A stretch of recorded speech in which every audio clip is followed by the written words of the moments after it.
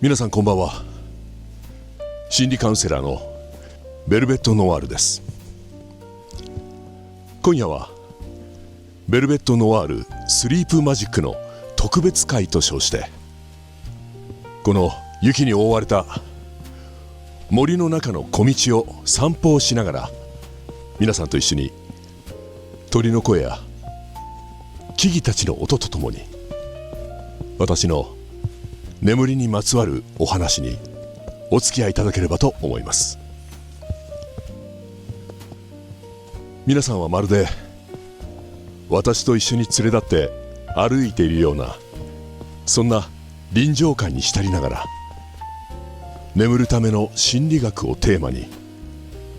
眠りに関する雑学やいろいろなエピソードなども織り交ぜて、皆さんが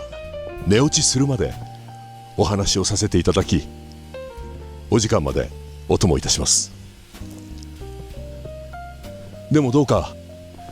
途中で眠くなったら遠慮なさらず、そこで画面を消して寝てくださって結構です。あくまでもあなたの眠りに近づくための番組です。さて、皆さんは今画面越しに私の少し後ろを歩いているように見えておりますよね。実はもうこれだけで眠る前の準備にふさわしい落ち着いた気持ちになれるんです。というのも、人が無意識のうちに誰かの背中を追うという行為は、本能的な安心感を呼び起こすとされているからです。私たちの脳には思考左上核という脳の視床下部にある約2万個の神経細胞からなる小さな領域で、哺乳類の睡眠、覚醒、体温、そしてホルモン分泌などを司る、いわば体内時計のマスタークロックが存在します。本来夜に見る光や光景は脳を覚醒させてしまいそうですが、こうして誰かと一緒に歩いているという安心感は、それ以上に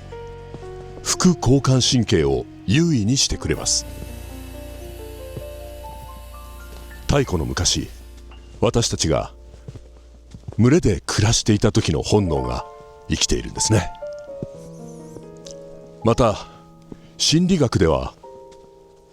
社会的参照といって、信頼できる誰かが落ち着いているのをそばで見ていると、自分も安全だと認識する本能があるんです。今私の背中を見ながら歩いているあなたは、すでに休息、そして眠りのスイッチを半分入れているようなものなんですよ。さて、ここで最初の雑学。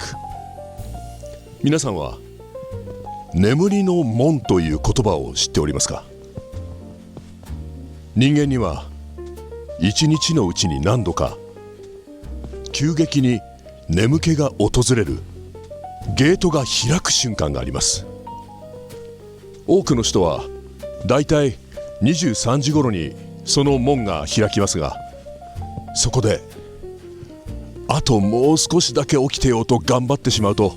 門が閉まり、次に開くのは90分後になってしまうんです。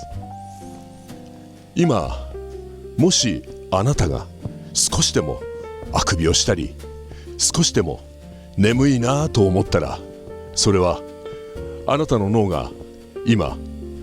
門が開いたよと教えてくれているサインです。でもその門に無理に潜り込もうとせず、今まだ門の前に立っているような感じでいいんです。これからもっともっと門は開いて眠くなってくるはずですので、まだゆっくりで大丈夫です。では軽い気持ちで歩き続けましょ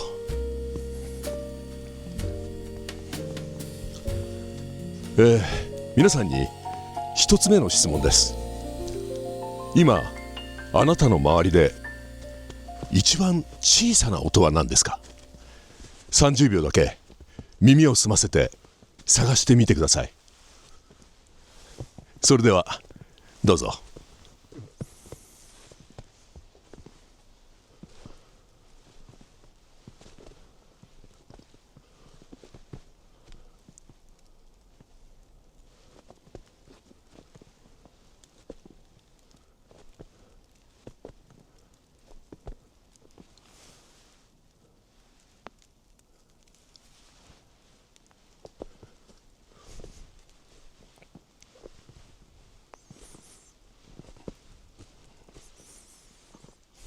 どうですか？見つかりましたか？この小さな音に意識を向けるということで、脳のモードが外側から内側へと切り替わるきっかけになるんです。私たちの脳内では今ベータ波からアルファ波への交代劇が行われています。そこで早く寝なきゃと思うと脳は焦ってベータ波、つまり覚醒する脳波を出してしまいます。小さい音を見つけるというような内省的なことに意識を向けることで、脳波は徐々に眠るための穏やかなものになっていくんです。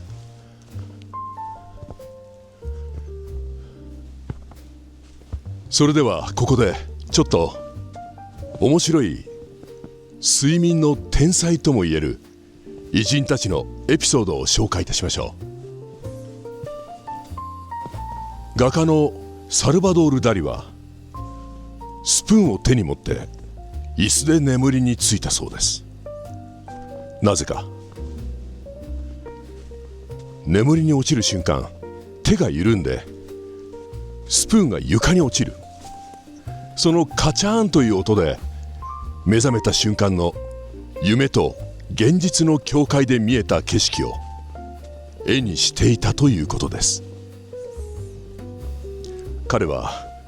睡眠を創造性の源泉として発掘していたんですね。また発明家エジソンも両手に鉄球を持って同じようなまどろみハックをしていたそうです。二人とも何をしてるんでしょうかね。いや、でもさすが天才と言われるお二人です。睡眠の扱い方も一味違いますよね。一方でアインシュタインは毎日10時間以上眠り、夢の中で相対性理論のヒントを得たと言われています。ここで睡眠の時間に関してのお話をしてみましょう。睡眠時間は人それぞれちょうど良いと感じる長さが異なります。これは短く眠るのも長く眠るのも、それはあなたの脳が必要としている脳の洗浄の時間の差によって違うんです。ここでいう脳の洗浄とは、そもそも私たちはなぜ眠らなければならないんでしょうか。最新の睡眠科学では、睡眠は脳の洗浄であると言われています。ではどうやって脳の洗浄は行われるのか。これはグリーンパティック系というシステムが日中に溜まった脳の老廃物を脳脊髄液を使って循環させ、文字通り洗い流しているそうです。だからその脳の洗濯機が回っている間、私たちはただ洗濯が終わるのを寝て待つだけでいいんです。眠りという洗濯機が今日一日のあなたの疲れをきれいに洗い流してくれるというわけです。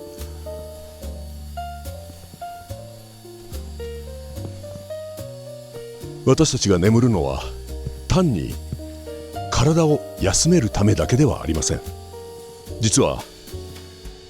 睡眠の最大の目的は対人関係によるストレスからの浄化だと言われています。例えば小さな船で一人で漁をする漁師さんのように、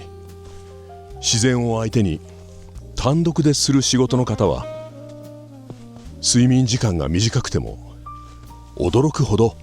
快活なことが多いそうです。それは人間同士の複雑な心の読み合いが少ないからです。あなたの脳が今日疲れているのは、よく取ればあなたが誰かを思いやり社会の中で懸命に生きた証拠なんです。睡眠の時間といえば有名なのが、ナポレオンは3時間睡眠だったという伝説がありますが、皆さんも一度は聞いたことがあるかもしれませんよね。でもこれはね、実は彼は馬の上で落ちずに昼寝をする名人だったという説もあるんですよね。さて本当はどうだったんでしょうか。一つ言えることは、どんなに忙しい人でも脳はどこかで隙を見て休もうとするんです。それはやはりそれだけ脳にとって睡眠は必要なものだからなんでしょうね。でもあなたが今もし眠れない夜を過ごしているんだとしたら、それは脳がまだ掃除するべきものが残っているよと教えてくれているだけなので、自分を責める必要は全くありません。今夜はせっかくですから私と一緒に歩き続けて、その洗浄が終わるまでゆっくり待ちましょう。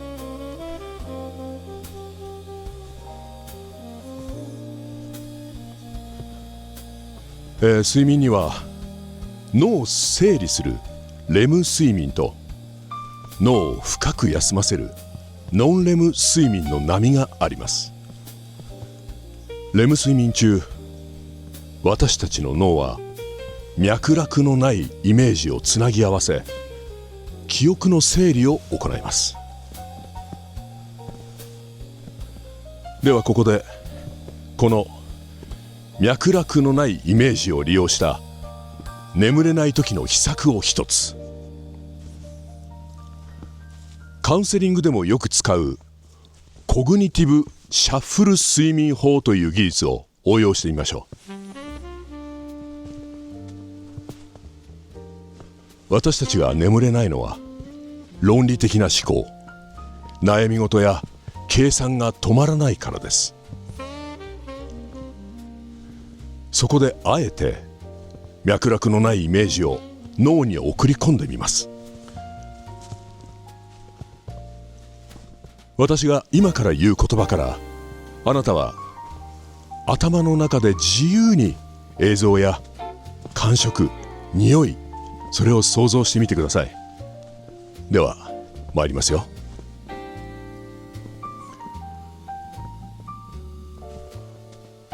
テーブルの上にある5つの赤いリンゴと果物ナイフ、深い緑の木々に囲まれたとても小さな湖、古い図書館の本の匂い。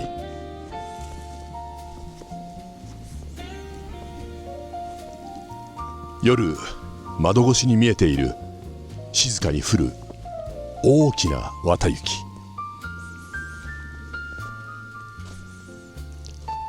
誰もいない露天風呂にあなたは一人だけ。頭上には満天の星。どうですか？映像を思い浮かべている間、他の考えは少しだけ頭の中から遠のいたはずなんです。明日の心配事も今だけはもしかしたら忘れてくれていたんじゃないかな。コツはなるべく脈絡のない事柄を思いつくままに、なるべく具体的な映像で想像する。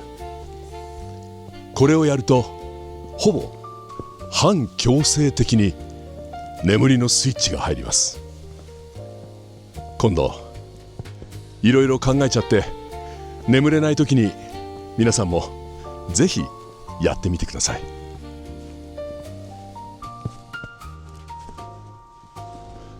それではここで2つ目の質問です。あなたがもし鳥になったとしたら、上空から今どんな風景が見えていると想像しますか？その鳥の視点で木に覆い隠され歩いている私を上から見つけてみてください。そして大切なのは、その少し後ろを歩くご自身の姿も。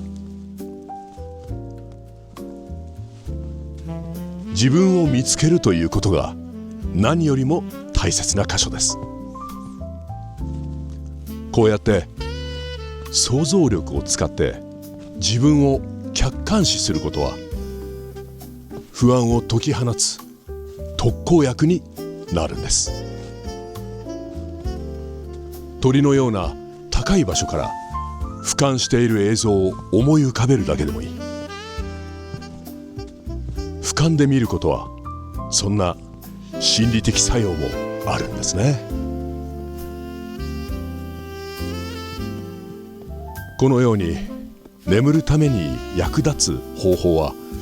いろいろとあるんですが、しかしこれは比較的心が穏やかな場合、眠るための条件も揃っていたり、眠るための方法や工夫がうまくいった時に限ります。では時々ある何をしても眠れなくなってしまう時、こんな時はどうしたらいいんでしょうか？心理学的に言うと、眠ろうと頑張れば頑張るほど目が冴えてしまうのは皮肉的リバウンド効果という現象なんですが、それでは少しずつ眠れなくなってしまう原因を紐解いていきましょう。なぜ私たちは昼間はあんなに眠いのに、布団に入ると人生の意味とか明日の仕事の心配箇所などばっかりを考えてしまうんでしょうか？これには未完了効果、サイガル肉効果ともいう心理が働いています。脳はまだ終わっていないということを優先的に覚えている性質があるんです。つまり眠る前に明日のタスクを考えてしまうと、脳はまだ仕事中だと勘違いしてフル稼働を始めてしまうわけです。さて、ここで使える心理学ハックはブレインダンプです。枕元に紙を置いて不安がある部分を全部書き出す。これだけで脳はああ、もうこれは保存されたものなんだなと安心してくれるわけです。ちなみに心理学の研究では、具体的であればあるほど脳の興奮が収まることが分かっています。例えば、明日頑張るという漠然としたものではなくて、明日の10時に誰それにメールをすると、なるべく具体的に書くのがコツです。それではこのことを利用したもう一つの秘策を伝授しましょう。皆さんに3つ目の質問です。北極にいる白熊のことを今から絶対に考えないようにしてください。よろしいですか？白熊のことを絶対に考えてはいけませんよ。さあ、そう言われると今皆さんの頭の中には何が浮かんでますか？はい、白熊ですね。これが先ほど触れた皮肉的リバウンド効果です。寝なきゃと思えば思うほど脳は寝るという状態を意識しすぎて覚醒モードに入ってしまいます。ここで提案したいのが、心理療法でも使われる逆説的意図というテクニックです。ぜひ試してほしいのが、目を見開いてですね、絶対に寝ないぞと心の中で言い続けるんです。寝ないぞ、寝ないぞ、寝ないぞと。そうね、なんだか訓練というか修行のような感じになっちゃいますけども、でもこれ実は不眠症の治療ではかなりの効果が確認されてるんです。起き続けなきゃというストレスが、寝なきゃというプレッシャーを打ち消して、結果的にストンと寝落ちしてしまう。人間の心っていうのは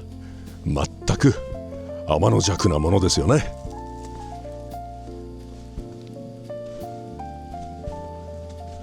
ではここで少しだけ眠った後の脳の働きのこともお話ししておきます。心理学者のユングは夢を自己治癒のプロセスと考えました。私たちが意識の上で解決できない問題を夢という象徴を使って心が勝手に整理してくれる。あなたが今抱えている答えの出ない悩みも、実はあなたの無意識が今この瞬間も解決の糸口を探してくれています。だからあなたはもう考えるのをやめても大丈夫なんです。例えて言うならそうですね、眠りという大海原に出たら、自分という船の舵を信頼できる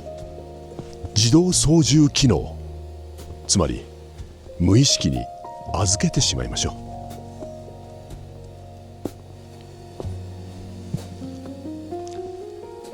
う。それでは今度はちょっと視点を変えて進化心理学の話をしてみましょう。なぜ夜になると私たちはネガティブな気持ちになりやすいのか。私たちの祖先がサバンナで暮らしていた頃、夜は最も危険な時間でした。だから夜に不安を感じやすい個体の方が警戒を怠らずに生き残る確率が高かったんですね。つまり今あなたが感じている漠然とした不安は、あなたの脳が優秀であなたを守ろうとしている証拠なんです。これはサバンナ時代の防衛本能なんだなと客観視してやる、そのメタ認知だけで不思議と心がスーッと軽くなります。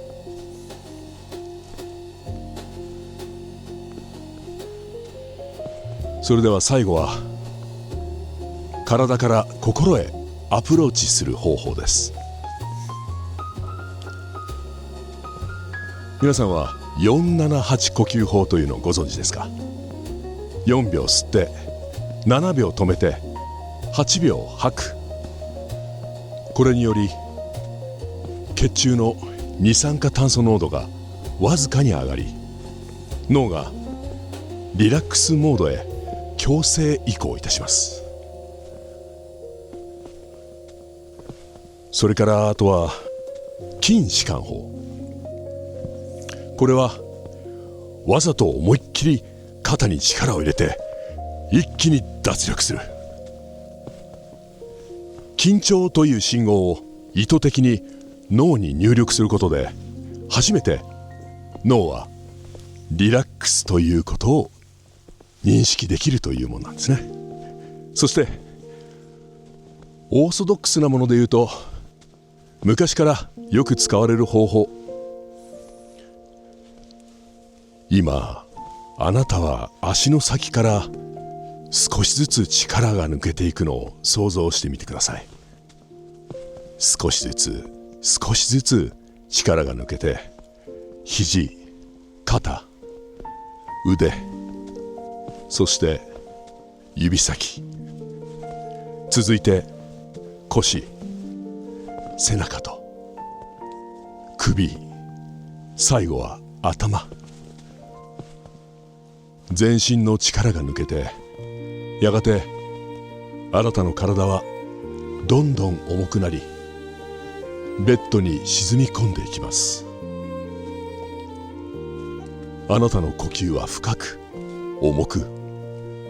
ゆっくりとなり、まるで深い海の底へ沈んでいくようです。ここまで来ると体はまるで浮いているような感覚になってきます。このように意識をして脱力をすることで、最もシンプルに眠りに近づける方法なんですね。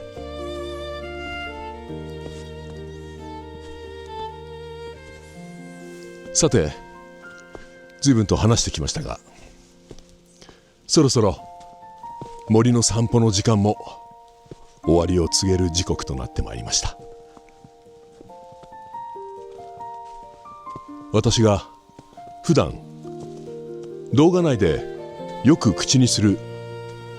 灯火という言葉を皆さんご存知ですか。この灯火という言葉も寝ている間に心を楽にして明日を照らすための背中を押してくれる力の種になる言葉のことなんです。これからも番組内でたくさんの灯火の種となるお話を語ってまいりたいと思います。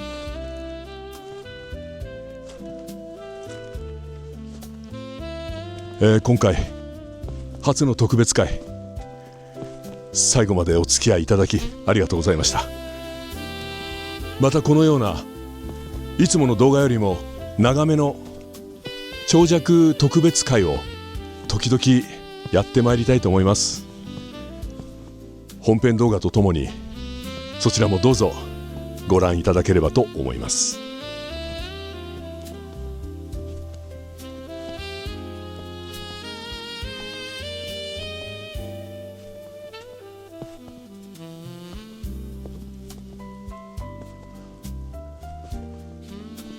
あなたは今日という日を精一杯生き抜きました。それだけでもう十分すぎるほどの価値がある。そこで私からセルフコンパッションの勧めを、自分を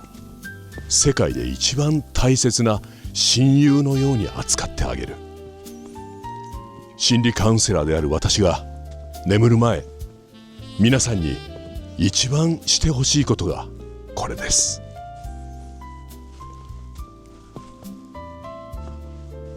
それでは最後に、あなたが今一番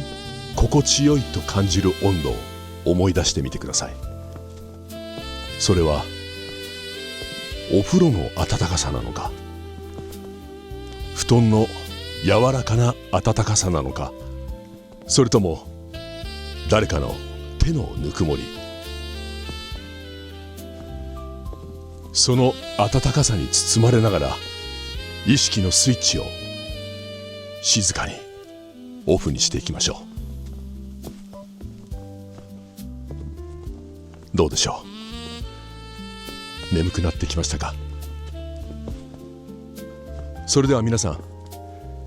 素晴らしい休息を。新しいあなたに明日の朝また出会えますように。それではおやすみ。いい夢を。また別の夜にお会いいたしましょう。